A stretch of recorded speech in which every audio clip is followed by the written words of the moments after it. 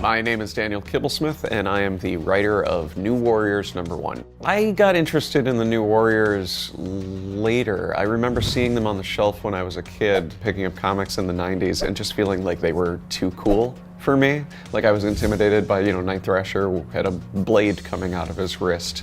Nova was really buff. They were all the edgy characters for the 90s, as the cover said. New Warriors, I thought, were really interesting characters because they occupy this really cool space. They're forever young, but they've now been around for 30 years. My editors on the previous books I'd done, like Loki and Black Panther vs. Deadpool, asked if I would be interested in doing a New Warriors tie-in that actually poses them as the authority figures in this conflict instead of the rebels, and I really liked the tension of that. So because the New Warriors are the authority figures in this story, they have to be mentoring New Warriors who are under 21 and subject to the laws that triggered the Outlawed event. This new law is making it illegal to be a vigilante under the age of 21. The artist on New Warriors #1 is Luciano Vecchio. He designed all of the new Warriors and gave them costumes that felt as modern as the New Warriors costumes, to sort of feel classic and instantly familiar. So the first character that we're introduced to is Trailblazer. She's a group home and foster kid who is volunteering at a senior center when this mysterious threat shows up and Night Thrasher runs to the rescue. And because she helps him, she ends up in the crosshairs of this new outlawed law. And she inherited from her grandfather a magic backpack of divine origin. We picked the name Trailblazer because she's somebody who charges into action. She knows that she can do some good with this, mysterious gift that she's been given. Screen Time is an internet kid taken to its sort of logical conclusion. As a youth, he was exposed to his grandfather's experimental internet gas, and that has patched him permanently into the World Wide Web. The word Screen Time is only ever used in a sort of restrictive sense.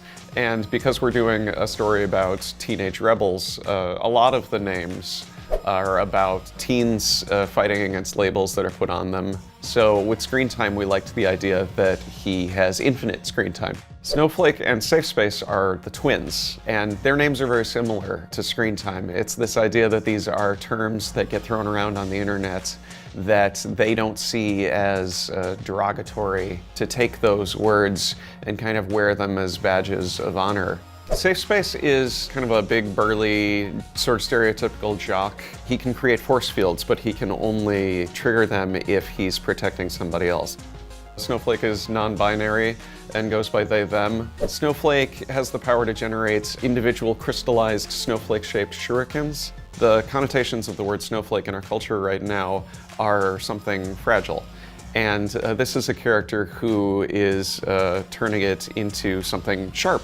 Snowflake is the person who has the more offensive power, and Safe Space is the person who has the more defensive power. The idea was that they would mirror each other and complement each other. E Negative is the goth kid. When he was a baby, he got a rogue life-saving blood transfusion, we assume from Michael Morbius, and now he has a very similar look and very similar vampire powers. B Negative also is obviously a pun. It's a blood type, which is great for a vampire character, and it's also a proud ownership of the idea of having a bad attitude.